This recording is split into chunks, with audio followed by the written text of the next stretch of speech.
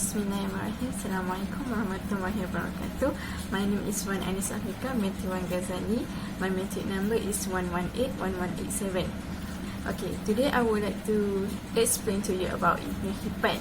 Ibn Hibban is one of the Muslim scholars who born in Buz, or known as Lashkargah, in present-day southern Afghanistan, and the capital of Helmand province.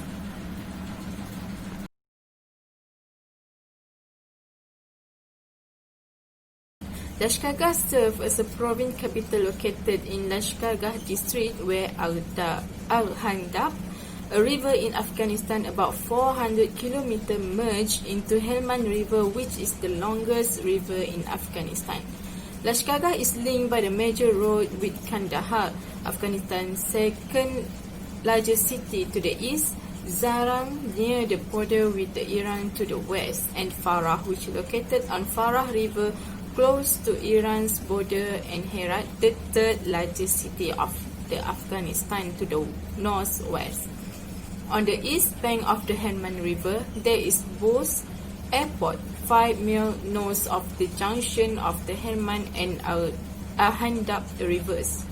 Next, I would like to explain about education in Afghanistan. Before Islam arrived in Afghanistan, some religions like Buddhism, Hinduism were dominant in Afghanistan, as the country was ruled by rulers who are different languages and cultures. After the spread of Islam in 7th century, Islamic education has taken over other religion education, and some cities like Bagh, Zarni, Herat and Ghor have become the educational center. In the Abbasid era, the school, who had 3,000 students, were in Dahaq bin Muhazzin, as well 400 madrasah and 900 schools for children existed in Bagh. Besides, the government had built about more than 15 madrasah and about 50 people in Mahmud Afghani era. For your information, science education in Afghanistan was significant along with religious education. In fact, the scholars who were well known by their knowledge and skill, like Abu Nasr al-Farabi, Ibn Sina, Abu Rayhan al-Biruni, got their education in Afghanistan. Modern education. There were schools were built which were very similar with today's modern education system during King Habibullah Khan. Habibiyah Lycée, or known as Habibiyah High School or Lisa Habibiyah, was founded and eventually adopted the curriculum of British India High School and started its education with only 10 Afghan and Indian educators. The education of Afghanistan was surfaced under the rule of King Zahir Shah, making about half of the population who were younger than 12 of age available in primary school, and expanding the secondary school system and Kabul University. During the Democratic Republic of Afghanistan, the educational system in Afghanistan was reformed, which was stressed for both sexes, and widespread literacy programs were set up. Women take a major role in educational and workplace at this time. However, in 1996 until 2001, where Taliban regime had banned education for female and closed all girls' schools, as women education will be regulated by special law, except Kabul Medical Faculty, because they need female doctors to examine female patients. Taliban had banned female from working in all other areas except working as doctors and nurses. But during Taliban period, the number of religious madrasah had been increased, and almost all other schools has been transformed into madrasah. But nowadays, started in 2012, females are allowed in education and work during the era of Hamid Karzai. Today, there are about 30 state universities and about 100 private universities and colleges in Afghanistan. Thank you.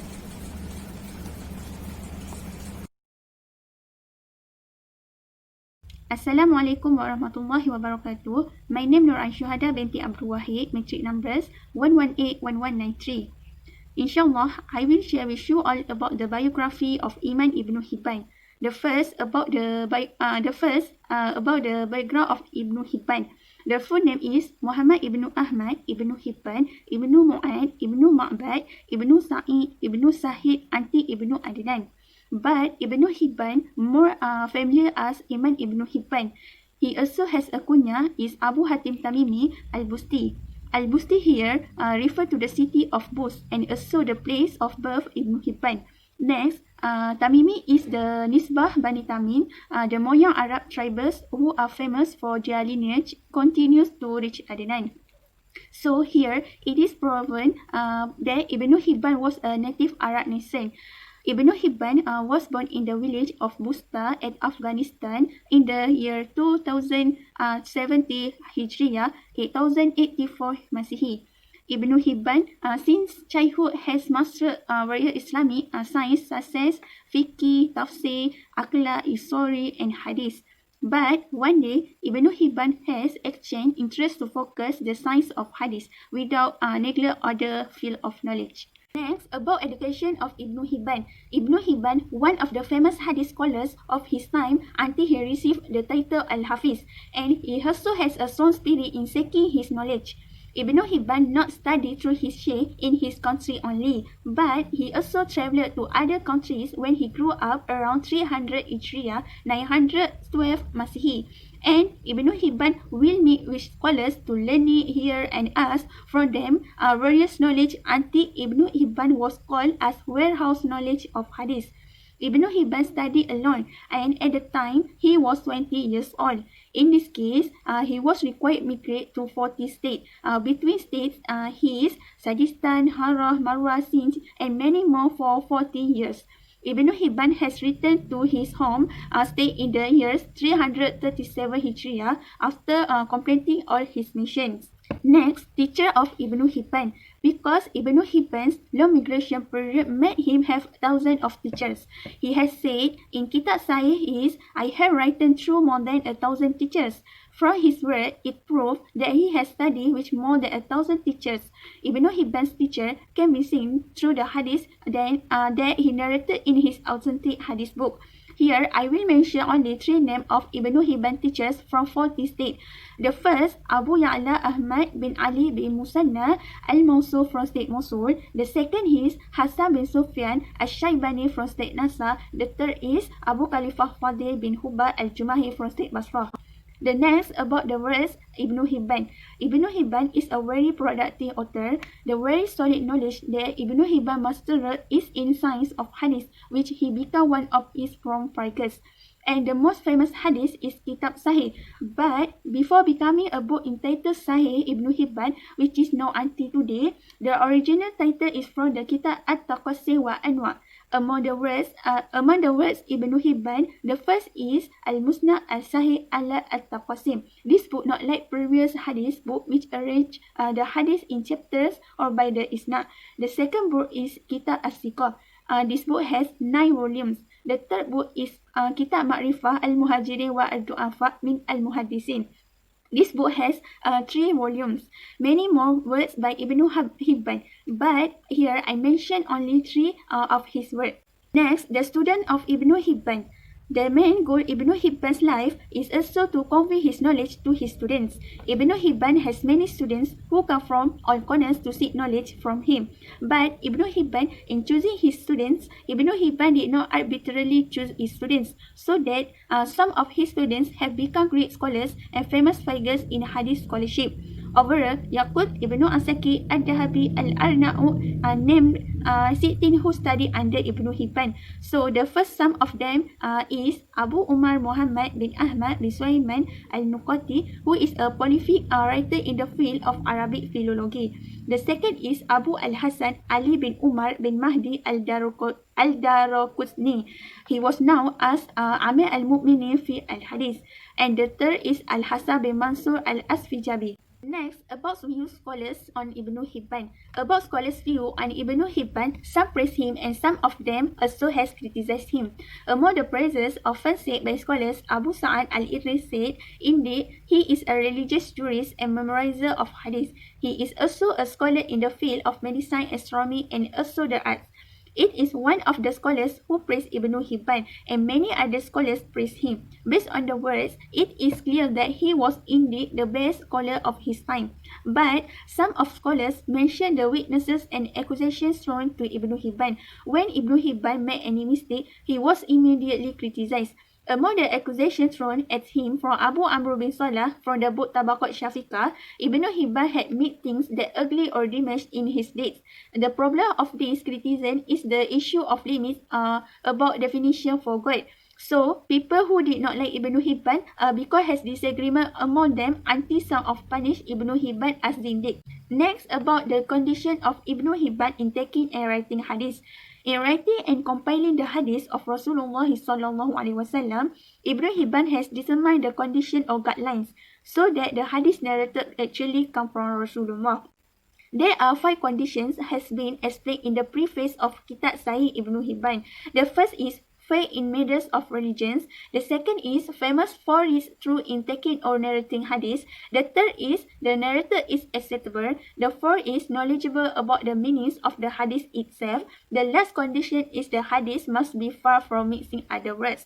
So, Ibn Hibban will not take the hadith unless the hadith collected from these 5 conditions. Next, the dates of Ibn Hibban. Ibn Hibban died on Friday night on 22 Shawwal 354 Hijriah 965 Masihi. At the time, Ibn Hibban was 80 years old.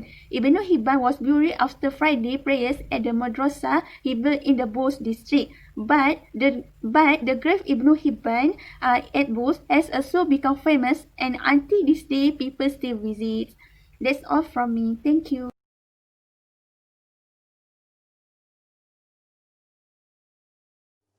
Assalamualaikum warahmatullahi wabarakatuh. My name is Nur Farahazika binti Mat Sukri. So here, I will continue about the Ibn Hibban's contribution. So we know that every Muslim scholars have their own contributions that they leave to the Muslims' world. So same like Ibn Hibban himself. So here there are some of the contributions, which is first and foremost, state the hadith with sanad and zawaid towards sunan sittah.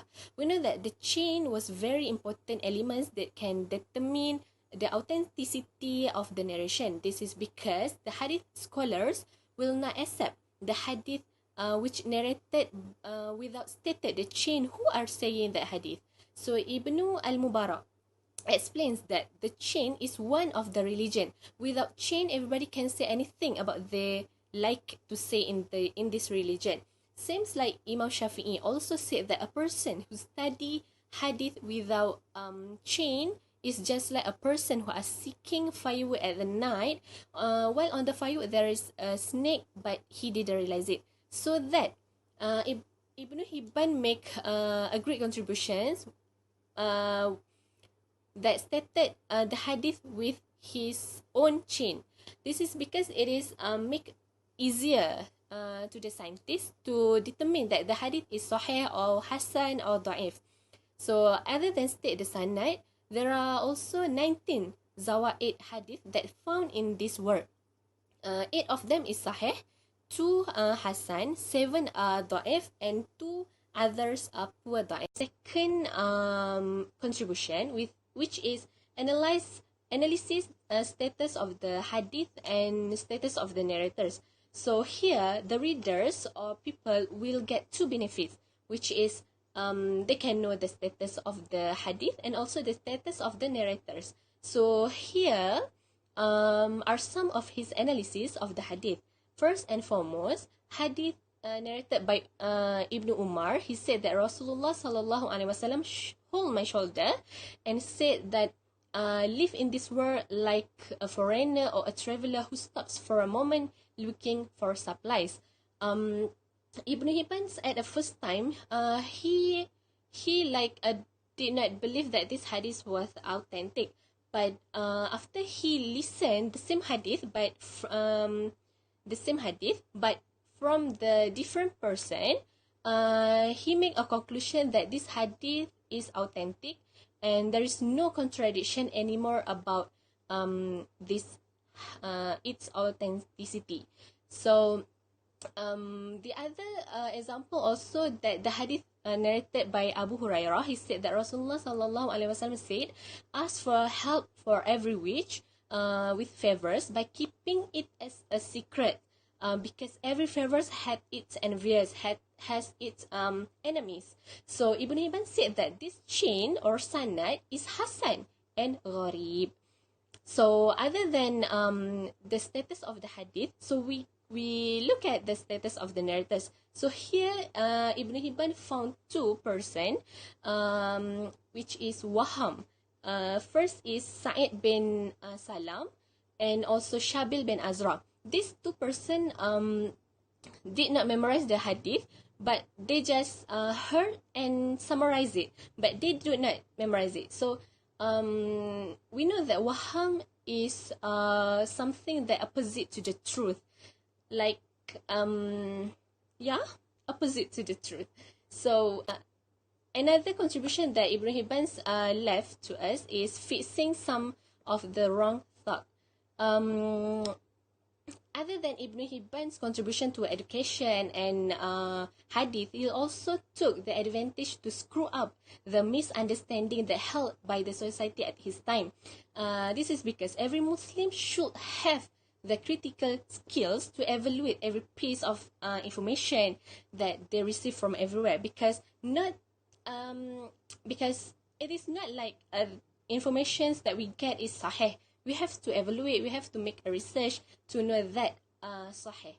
So what is the misunderstanding that happened at that time is there are a person who claimed that being a wealth was something that Islam hated.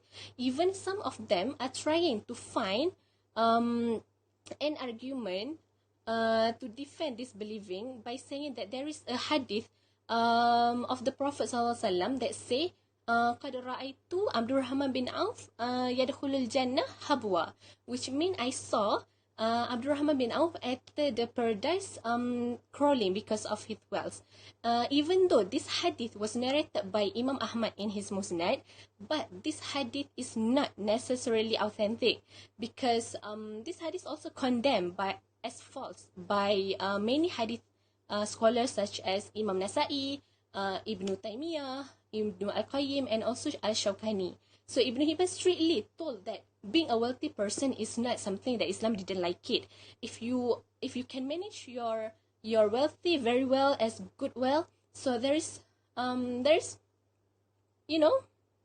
like it's okay.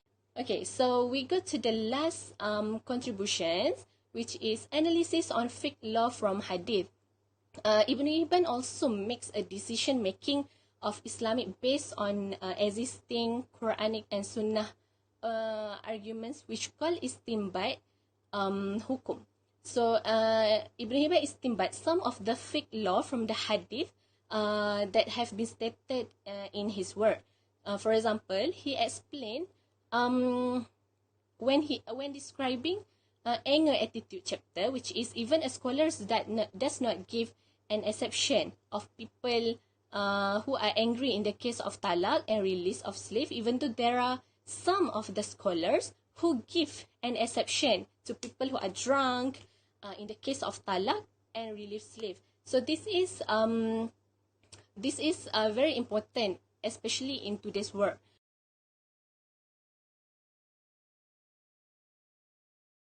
So we go to the Ibn Hibban's published work. So in this chapter, we know that all Muslim scholars have their own published work. Same as Ibn Hibban, which is called Sahih Ibn Hibban, that is a collection of hadith by Sunni scholars. That is Ibn Hibban himself. First is the originality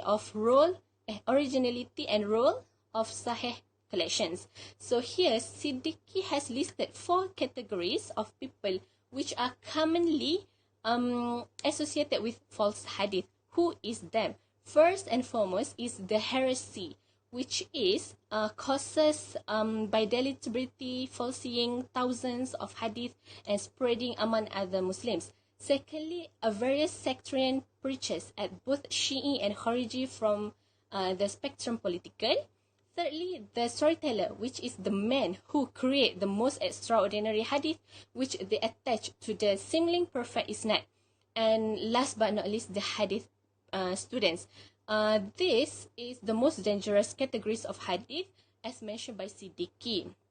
So, generally, the Sahih contains biographical material and interpretations of the Quran, in addition to the details of religious preservation, law, commerce, and also an aspect of public and private behavior. Second is the transmission of Sahih Ibn Hibban. Sahih Ibn Hibban remained in its entirely 5 volumes at late 19th or 20th century. The great Moroccan hadith scholars said that this Sahih Ibn Hibban is one of the most authentic hadith collection after Sahih Bukhari and Sahih Muslim, and also Ibn Khuzaimah. So Ibn Hibban actually wrote his Sahih, that is Tarikh ad-Du'afa, when he was teaching in Samarkand. So the actual name is At-Taqasim wal Anwa, but be shortened to the Sahih Ibn Hibban. So this Sahih, published in 1988, used two main manuscripts, which were contained 9 volumes. The first manuscript provide the largest part, which is volume 1 to 6, 8 and 9, while the remain manuscript is contained volume 7. So Al-Albani and his assistant give the very long name, but it has been shortened to the Sahih Ibn Hibban, but he gives the long name and publish it in 2003. So at the last of the transmission, Al-Balaban, who is the great scholars, also the editor at his time, rearranged the Sahih back because he find that the original writing that Ibn Hibban wrote to this Sahih is difficult to understand. So Al-Balaban make it more easier to understand lah. So last but not least is Ibn Hibban's introduction to his Sahih. The explanation of the purpose, technical terms in the science of hadith transmission, authenticity hadith, the concept of khabar, and also some aspect of the reliable transmitter. Besides that, Ibn Hibban also pointed more to academic and epistemology problems, preserving them for future generations of scholars and students. Ibn Hibban also adopted certain technical terms in legal theory to create something like more systemization, because Ibn Hibban is one of a philosopher. So I think that's all from me. Thank you for lending your ears.